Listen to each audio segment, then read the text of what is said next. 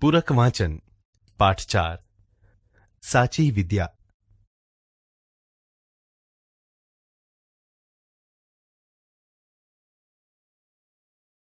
બાળ દોસ્તો, હવે આપણે કૃતિ વિશે પરિચય મેળવીએ.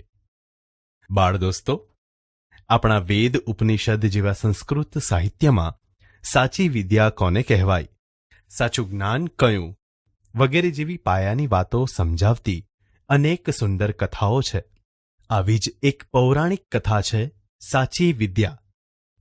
બાળ દોસ્તો, આ પૌરાણિક કથામાં વારુણીના ઉદાહરણથી સાચું જ્ઞાન, સાચો યજ્ઞ કોને કહેવાય તે બાબત સુંદર રીતે રજૂ કરી છે.